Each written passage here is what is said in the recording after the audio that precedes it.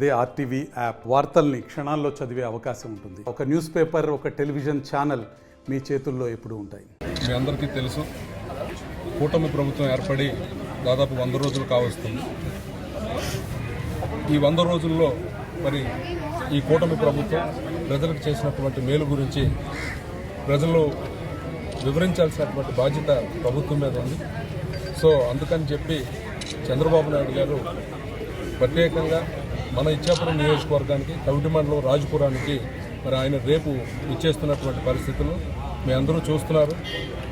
అంటే సడన్గా programme announce చేయడం వల్ల ఒక కన్ఫ్యూజన్ ఉన్నప్పటికీ కూడా ఆల్రెడీ కలెక్టర్ గారు, ఎస్పీ గారు, ఇక్కడ ఉన్నటువంటి ఎంఆర్ఓలు, ఆర్టీఓలు అందరూ అన్ని డిపార్ట్మెంట్స్ కూడా ఇక్కడ వచ్చి స్థల పరిశీలన చేయడం, అలాగే ఇక్కడ ఉన్నటువంటి పరిస్థితులన్నీ కూడా క్లియర్ చేసుకుని ఏదైతే ఈ కార్యక్రమం ఉందో గత 5 సంవత్సరాలు మనం పడినటువంటి అవస్థ, ఈ 5 సంవత్సరాలు జగన్మోహన్ రెడ్డి పరిపాలనలో ప్రజలు పడినటువంటి కష్టం, ప్రజలు పడినటువంటి నష్టం ప్రతిదీ కూడా మరి ప్రజలకు వివరించాల్సినటువంటి బాధ్యత.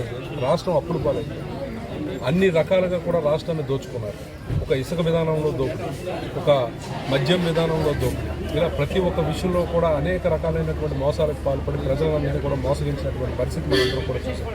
అందుకు ప్రభుత్వాన్ని ప్రజలకు దగ్గర చేయడం కోసం ఇది మన ప్రభుత్వం, ఇది ఒక మంచి ప్రభుత్వం అని ప్రజలకు తెలిసేలాగా మరి ఈ చంద్రబాబు నాయుడు గారు, అటు పవన్ కళ్యాణ్ గారు, అటు బీజేపీ పెద్దలతో కూర్చుని ఈ 100 రోజులుగా చేసినటువంటి అనేక కార్యక్రమాలు, ఈరోజు రాజధానికి సంబంధించి 15,000 కోట్లు తీసుకురావడం, అలాగే మన పోలవరం పనులు వేగవంతం చేయడం కానీ, ఈరోజు పెన్షన్లు ఇచ్చినటువంటి కార్యక్రమం కానీ, మరి అలాగే దీపావళి నుంచి ఏదైతే సిలిండర్స్ ఇస్తున్నారో ఆ సిలిండర్స్ కూడా ఉచితంగా ఇవ్వటం కానీ, ఇలా అనేక రకమైనటువంటి కార్యక్రమాలు ఉన్నాయి.